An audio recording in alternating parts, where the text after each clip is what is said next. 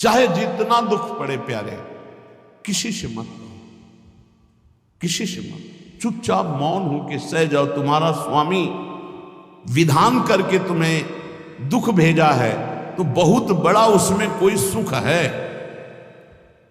वो मंगल भवन है, तुम्हारा मंगल होने नहीं दे सकता। दिखाई दे सकता है कि अब अमंगल हो गया हमारा, अमुक, कुछ नहीं। धैर्य पूर्वक अपने मार्ग में सीधे चलते रहो। उसका विधान आया है, वो दुखद हो या सुखद, सुखद है तो हर्षित मत हो, दुखद है तो शोकित मत हो, आगे बढ़ो। देखो ये अध्यात्म है, ये कमर कस लो कि इस जन्म में मुझे इस भव समुद्र से पार होना ही है। ये जो कमजोर दिल के होते हैं ना, अनुकूलता जहां मिली तो बोले जब से हमने भक्ति शुरू की सब काम चकाचक बन रहे। ये भक्ति का फल नहीं है, भूल मत करना। ये तुम्हारे सुकृत चल रहे हैं इसलिए है। और जिस दिन दुष्कृत का फल आएगा उस दिन भक्ति करते हुए भी कदम रखना मुश्किल हो जाएगा, पग पग पर तुम्हें दुख मिलेगा।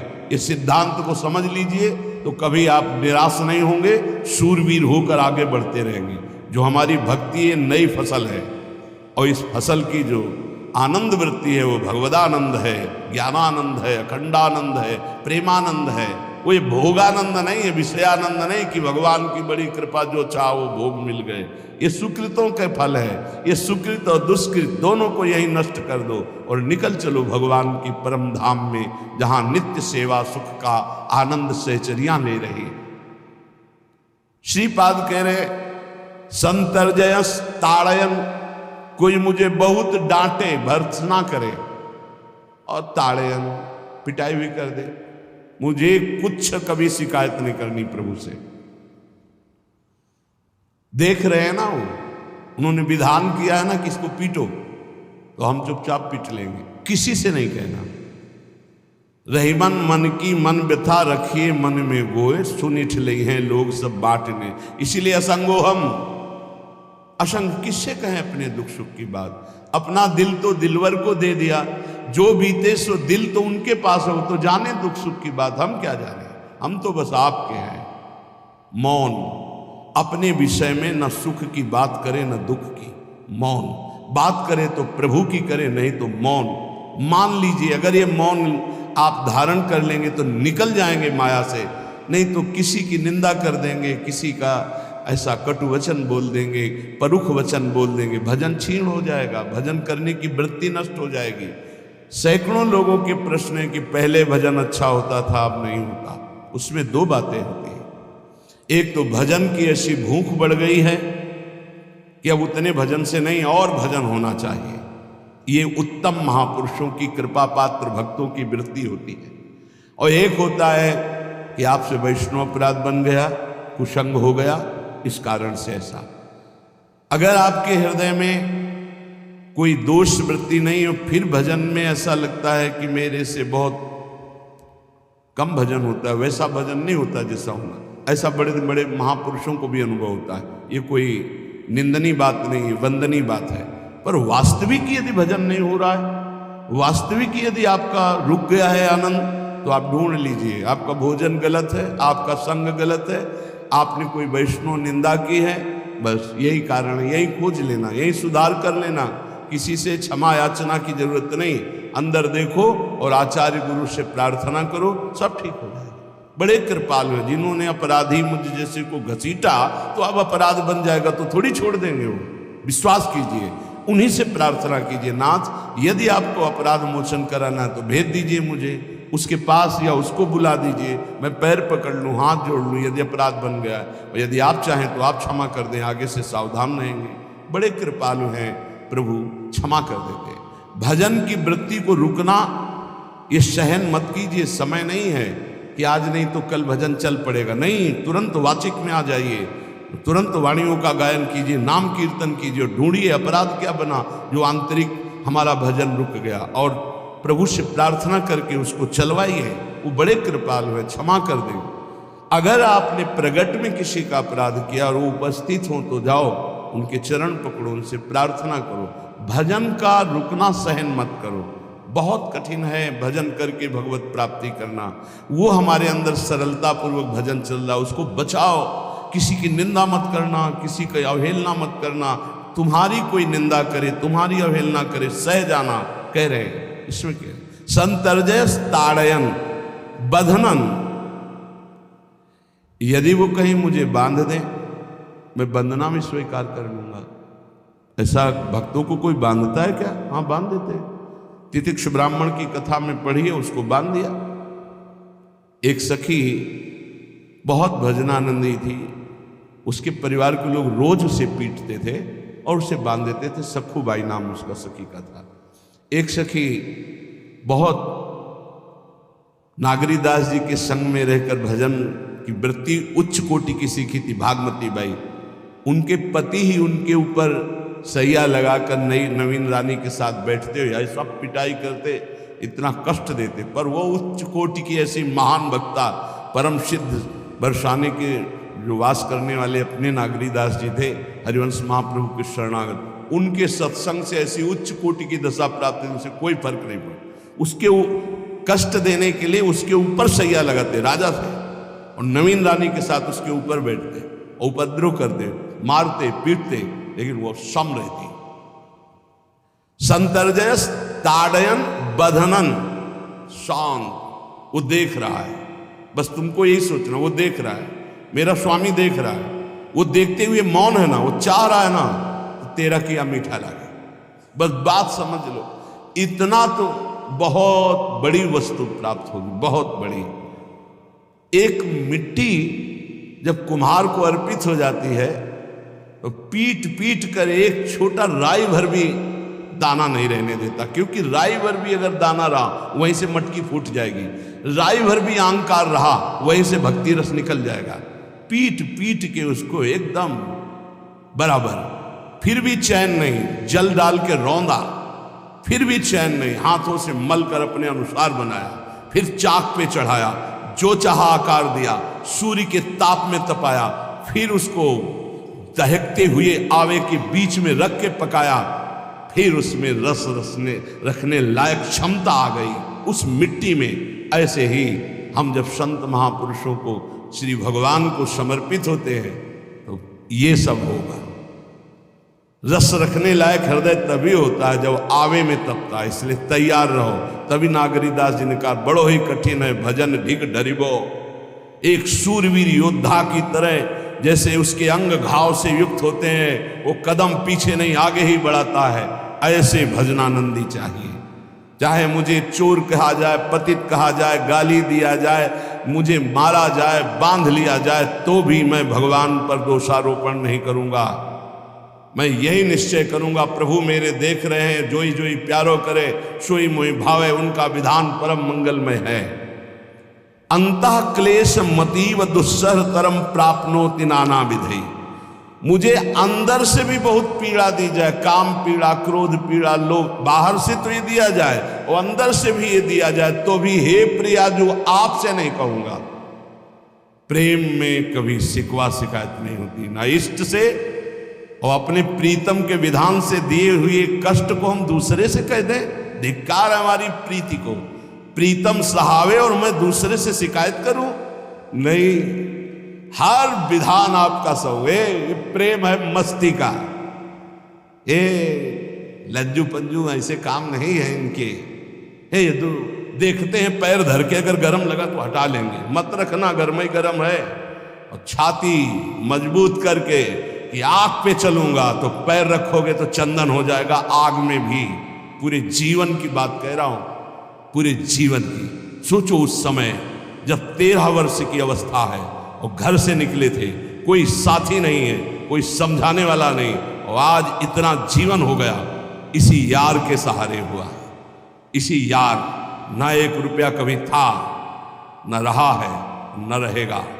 प्रेमानंद का 1 रुपया नहीं, प्रेमानंद की 1 वस्तु नहीं, ना रहा ना रहेगा। हाँ, प्रेमानंद की सब वस्तुएं हैं, ना होते हुए भी पूरा विश्व मेरा। क्यों? प्रेमानंद भगवान का है, भगवदानंद को प्रेमानंद कहते हैं। वही संपत्ति जीवन भर एक ही साथी रहा है, और हे नाथ ऐसी कृपा करना दूसरा साथी बने ना। अब आओ तो मृत्यु रूप में ही आओ, और किसी रूप में मत आना। साथी हो तो आपका साथ हो, सर्वहरण करने वालों में मैं मृत्यु हूं, बस उस रूप का इंतजार है, आओ उस रूप में और समेट लो अपनी लीला। बस कभी किसी से शिकायत, कभी किसी ने कैसे हो, आनंद है। नहीं सुना है किडनी खराब है तो सुना ही होगा, कोई दुख नहीं, कोई दुख नहीं। वर्तमान दुख वर्तमान के आनंद से बहुत छोटा है। क्या दुख है, स्वामी के द्वारा दिया हो। ये आप हमारी प्रार्थना मान लीजिए, इस मार्ग में चलने पर जो दुख मिले कभी किसी से कहना नहीं तो प्रीति में कलंक लग जाएगा, वो तुम्हें प्रभु से हटा देगा। नहीं, रहीमन मन की मन व्यथा रखी मन में गोए, सुनि चलई है लोग सब बाट न लिए। ये भगवत मार्ग शूरवीरों का मार्ग। कभी अपनी अंतर व्यथा को किसी से मत कहो। जीवन में अगर कोई हमें कष्ट दे रहा है तो हमारा कर्म है, ना कि कोई व्यक्ति। ये बिल्कुल सिद्धांतक चर्चा समझ लो। वही व्यक्ति जो मुझे द्वेष करता, वही व्यक्ति जो मुझे कष्ट और दंड देता, वही व्यक्ति प्रणाम करके छाती से लगाकर आंसुओं की धारा से अभिषिक्त किया, तो वो व्यक्ति था या कर्म? जब कर्म भोग हो गया तो वही हृदय से लगा के अश्रुधारा से क्षमा कीजिए, बहुत ऐसा नहीं, आप तो बड़ी कृपा की। व्यक्ति कभी कष्ट नहीं देता, मेरा कर्म उसके ऊपर सवार होकर मुझे दंड देता है। इसलिए मैं किससे कहूं? अपनी जबान से दांत कट जाए तो किससे कहूं? ये जो दांत, इससे जबान हमारी पीड़ा को किससे कहूं? अपने हाथ से चोट लग जाए किसको कहूं? ऐसे सब आत्मस्वरूप हैं, हमारा कर्म ही उनके ऊपर सवार होकर हमें दंड दे रहा। इसलिए भाई, श्रीपाद का सिद्धांत जो कह रहे कि अगर भगवत प्रेम प्राप्त करना है तो मुंह बंद। 22 बाजार में कोड़े मारे गए, एक बार भी श्री कृष्ण से नहीं कहा। पूज्य भाई जी महाराज के जीवन कष्टमय, कभी श्री कृष्ण से नहीं।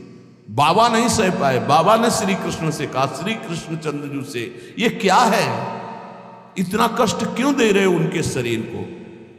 तो मुस्कुरा दिए, बोले मैं नहीं दे रहा हूं, ये तुम्हारे कर्म का फल भाई जी भोग रहे हैं। ऐसा?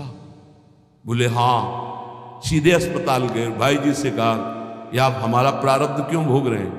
तो कहा, आज ये कौन सा खेल रच रहे हो बाबा, क्या बात कर रहे हो? जीव का अपना कर्म भोगना होता है, किसी और का निजीकृत कर्म भोग। तो उनका आप हमको बहका नहीं सकते, हमें परम तत्व से पता चला है कि आप हमारे कर्म। तो हंस दिए भाई जी और बोले, देखो हमें कोई फर्क नहीं पड़ता, आपको फर्क पड़ जाता है। आप चढ़ो, जिस साधना की चढ़ाई पर चढ़ रहे हो चढ़ो, मंगल में श्री कृष्ण तुम्हारी यात्रा को पूर्ण करें। हम तो अस्पताल में पड़े पड़े प्रिया प्रीतम के साथ खेल रहे हैं, कोई फर्क नहीं पड़ रहा। ये बड़े महापुरुषों ने अपने कष्ट की तो बात जाने दो, दूसरों के कष्टों को लेकर भोगाए। हम जरा सा कष्ट आ जाए तो बोले हमारी अंदर श्रद्धा थी अब खत्म हो रही क्योंकि कष्ट आने लगा। उसमें भगवान का क्या दोष है? वो तो बड़े कृपालु हैं कि ऐसे पापात्मा होने पर भी मुझे महात्माओं का संग दिया, धाम का वास दे रहे, नाम जपवा रहे। अब हमारे पूर्व प्रारब्ध हमें कष्ट दे रहे हैं, इस समय भी वो हमें दुलार कर रहे हैं। जीव समझता नहीं, केवल दोषारोपण भगवान और भगवत मार्ग पर कर देता है। इसलिए उपासक को अंतः क्लेश मति व दुस्सहतरम, ये जो आप काम क्रोध से जल रहे हो ना, ये तपस्या है, इसका बहुत बड़ा लाभ मिलेगा। और अगर भोग रहे हो ना, गिर रहे हो, पतित हो रहे हो, तो वो सुख नहीं, वो शांति नहीं, वो विश्राम नहीं। और एक बात ध्यान रखना, इस शब्द को याद रखना, ऐसे रहने पर भी हमारे द्वारा जो भी वो हमारे स्वामी ऐसे लेते हैं, जन अवगुण प्रभु मान न काऊ, दीन बंधु अति मृदुल स्वभाव। कल शाम के पूज्य परमहंस राम मंगलदास जी की वाणी का चिंतन हो रहा था। कह रहे कि जो 30 मिनट भगवान नाम कीर्तन कर लेता, मेरी बात पर विश्वास रखना हो, उसको भगवत प्राप्ति होगी। 24 घंटे में 30 मिनट नाम कीर्तन कर लेता है और अन्य समय विस्मरण रखता है, तो 30 मिनट का नाम कीर्तन उसे भगवत प्राप्ति करा देगा। तुम्हें जो पाठ प्रिय हो 30 मिनट पाठ कर लोगे, भगवत प्राप्ति होगी, कर लो। और बहुत पहुंचे हुए महापुरुष जिनके चरणों में अपार श्रद्धा है, आप लोग तो रात दिन लगे आपको भगवत प्राप्ति नहीं होगी। चूक हो जाएगी तो जन अवगुण प्रभु मान न काऊ, दीन बंधुवती मृदुल स्वभाव। अग्नि की ज्वाला के समीप रुई का पहाड़ कितनी देर टिकेगा, कितनी देर टिकेगा, उसके ताप में झुलस जाएगा। ये अग्नि की ज्वाला है भगवान नाम कीर्तन, भगवत यश गुणगान। तो जैसे किसी को लगे कि वो नाम जब भी करता है वो रुचि पूर्वक पाप करता है, असंभव। नाम जापक रुचि पूर्वक पाप कर ही नहीं सकता, उसका हृदय जलेगा पक्का। आप जप करके देख लीजिए, आप जप कीजिए नाम और फिर आपसे पाप जब बनेगा तो आप फिर हालत अपनी देख लीजिएगा, बार बार हृदय जलेगा, नहीं नहीं नहीं। तो एक दिन वो नहीं सिद्ध हो जाएगा और आप निर्विकार हो जाएंगे। इसलिए अंतः क्लेश, अगर बुद्धि मति वो अति अंदर क्लेश आ रहा है, कभी काम आ रहा है, कभी क्रोध आ रहा है, कभी लोभ आ रहा है, कभी मोह आ रहा है, ये आता रहेगा जब तक भगवत साक्षात्कार नहीं होगा। ऐसा मत समझो कि 2-4 महीने जप करेंगे तो हम सिद्ध हो जाएंगे, ये आता रहेगा। ये बहुत भागवतिक शक्ति से संपन्न है विकार, कोई साधारण नहीं है कि तुम माला जपोगे वो नहीं आएगा, माला जपते समय ही आएगा। ये भागवतिक शक्ति से संपन्न, काम क्रोध लोभ मोह तब त्रिभुवन को परास्त कर रहे हैं। ये भगवान के पावर से शक्तिमान है। तुम्हारा अहंकार जब गलित हो जाएगा तो इनका आना ही बंद हो जाएगा। जब तक अहंकार रहेगा तब तक ये आते रहेंगे। तो जो तुम्हारे अंदर जलन हो रही, मत कहो किसी से, सह जाओ, यही तपस्या हो जाएगी, यही भगवान की प्राप्ति का हेतु हो जाएगा। प्रभु के लिए थोड़ा कष्ट सहकर आप आगे बढ़कर देखिए वो कितना आपको प्यार देते हैं। यही कष्ट सहना है, आंतरिक विकारों को सहना, बाहरी प्रहारों को सहना, कभी किसी से ना कहना, ये भक्तों का स्वभाव। मौन, इसीलिए वाणी से मौन, कुछ ना बोलना। हमने एक संत भगवान को देखा, 22-23 वर्ष पहले वृंदावन में कच्चा मार्ग था, एक बोरा रखते थे ऐसे, पागलों जैसा भेष था। तो जब रात्रि के 11 बजे वापस यमुना किनारे से प्रसाद पाके यमुना किनारे गए, यमुना किनारे से जब लौटते थे तो उनको देखते थे अकेले वो बैठे, उनकी मुद्रा देख के लगता था भगवदानंद में डूबे हुए। नजदीक बैठे, बोरा उठाया, चल दिया। अम्मी पीछा छोड़ने वाले थे नहीं, पीछे तो उनका क्या बात है, क्यों पीछे? अब संत वेश हमारा भी तो मर्यादा से ही बोलेंगे, वो कुछ नहीं, केवल जानना चाहते हैं आपको। तो कालीदय की इधर एक तमाल का पेड़, जो श्वेत रंग का एक वृक्ष है, उसका मुझे नाम नहीं याद आ, गूलर जैसा, और वो तमाल में लिपटा हो, अब भी है, दाहिनी तरफ है। ये जो खाली जगह पड़ी ऊंची, जो अपने दाहिनी तरफ बर्फ फैक्ट्री के आगे जाते हैं, उसी के नीचे बैठे। तो हमने पूछा, आपकी स्थिति देखकर मुझे लगता है आप हर समय भगवदानंद में डूबे रहते हैं। बोले जब लगता है तो प्रश्न क्यों करते हो? हम कहा आपकी वेशभूषा देखकर। तो बोले जगत से बचने के लिए ये वेशभूषा है। एक बोरा ऐसे जैसे कोई बीनने वाले होते हैं, कबाड़ बीनने वाले, ऐसे बोरा ऐसे रखे थे, गमछा लगाए हुए थे, पूरा शरीर खुला, कोई साधु का वेश नहीं, कोई चिन्ह नहीं, और उनकी स्थिति भगवदानंद में थी। तो उनका ये किसके उपदेश, किस मार्ग के उपदेश, किस इष्ट की आराधना से आपको ऐसी स्थिति प्राप्त हुई? बोले प्रथम पूज्य श्री स्वामी राम सुखदास जी महाराज का सत्संग हुआ, इष्ट देव श्री कृष्ण, इष्ट ग्रंथ गीता, उसी की कृपा से मुझे ऐसा, मैं भारत के हर तीर्थों में वास करता हूँ, भ्रमण करता हूँ, असंग रहता हूँ, और यही वेशभूषा है बड़ा अंदर से। तो भोजन प्रारब्धवशात जो सामने आ जाता है उसे पा लेता हूँ, नहीं आता भूखा रहता हूँ।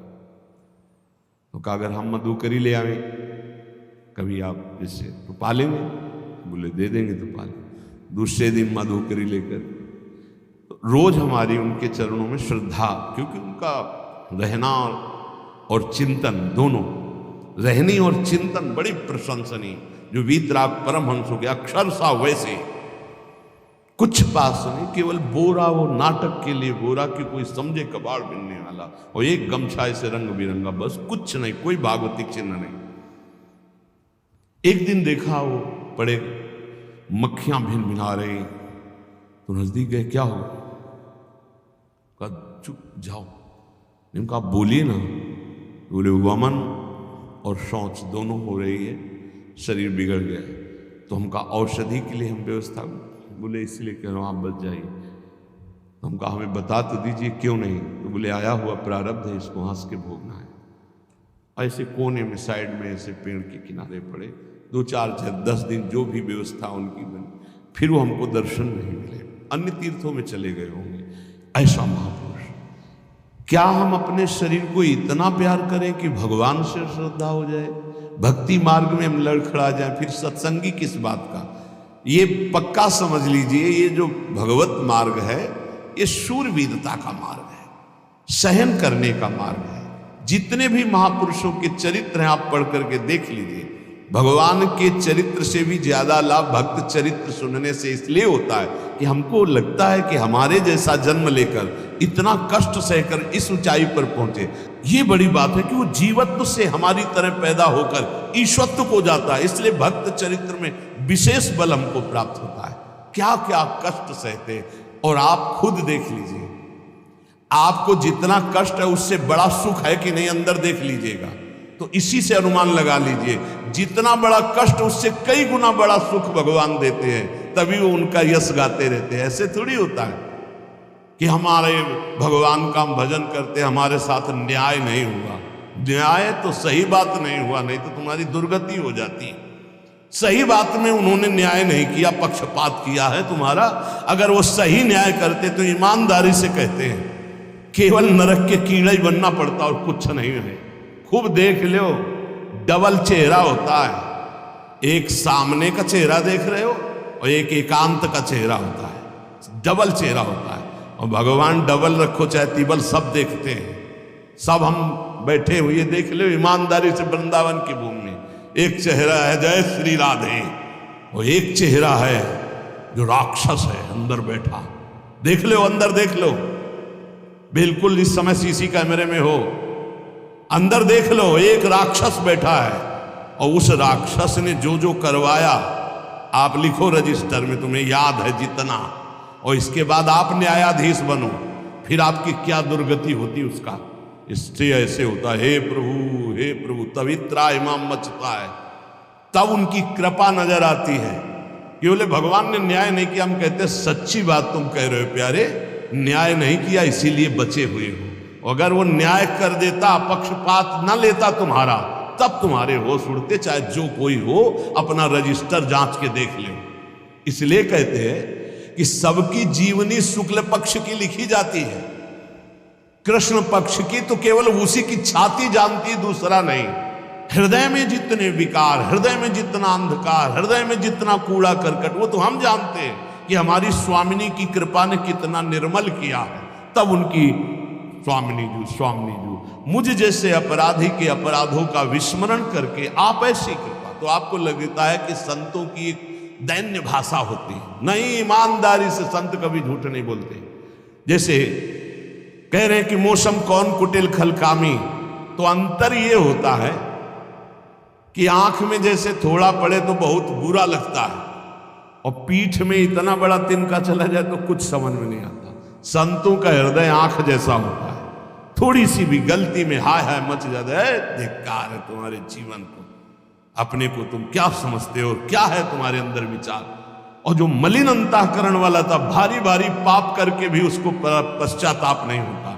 संत जनों को एक पाप की जरा सी वृत्ति की आभास स्फुरना, वो पूरा पाप नजर आने लगता है उनको, क्योंकि इतना निर्मल हृदय होता है। तो सच्ची कहते हैं कि जैसे घोड़ों की लगाम पकड़े हुए श्री कृष्ण अर्जुन की बैठे हैं, ऐसे अपने भक्तों की लगाम पकड़कर बैठ जाते हैं, तो यात्रा अध्यात्म की ऊंचाई की चलती, किसी की सामर्थ्य नहीं। इसलिए सब भक्त ऐसे तो आपको मिलेंगे। जहां सामर्थ्य की बात है वहां केवल श्री भगवान की कृपा है। इसलिए बाहर की पीड़ा और अंतर की पीड़ा, अपने प्रीतम के द्वारा दी हुई मानकर सह जाओ तो आगे प्रीतम तुम्हारा स्वागत करने के लिए खड़े, पक्का समझ लेना, पक्का। और वो देंगे ये पीड़ा। क्यों देंगे? इसी पीड़ा में पता चलता है कि तुम्हारे मन की सुई किधर जा रही है। प्रताप राय जी महाभागवत थे, बड़ा चरित्र है। उनके यहां एक व्यापार चलता था कुल परंपरा से कि आपको अगर रुपए की जरूरत है तो आप अपना स्वर्ण आभूषण या कुछ रख जाइए गिरवी और रुपया ले जाइए, और ब्याज से तो रुपया दे जाइए, अपने मूल गिरवी ले जाइए जो रख के गए हो। यही उनकी कुल परंपरा से था। तो उसी के आधार पर वो कुल परंपरागत कर्म कर रहे थे, निरंतर नाम जब भगवत आराधन में मगन। अब नाम जब भगवत आराधना और ईमानदारी से कार्य तो बड़ा सब खूब धन संपत्ति, बहुत आनंद, और भक्तजनों के खूब भोजन होते, भंडारे होते। तो जो चिढ़ने वाले जलने वाले लोग हैं वो जलते थे कि करता तो ये कुछ है नहीं, खूब जय जय मच रही है चारों तरफ, इसको नष्ट किया जाए। ये किसने बीज बोया? अरे बोले दुष्ट स्वभाव ने। नहीं नहीं नहीं नहीं, भगवान ने। किनको हुस्काया? डंडे को। क्यों? अब झंडा फहराओ मेरे भक्त के यश का। उनके हृदय में जलन हुई। वहां का काजी और मिल गए 3 लोग और उन्होंने कहा कि इसको नष्ट किया जाए। बोले बस आप सहयोग दो, नष्ट तो पक्का। बोले कैसे? बोले प्लान तो सब हमारा बन गया है।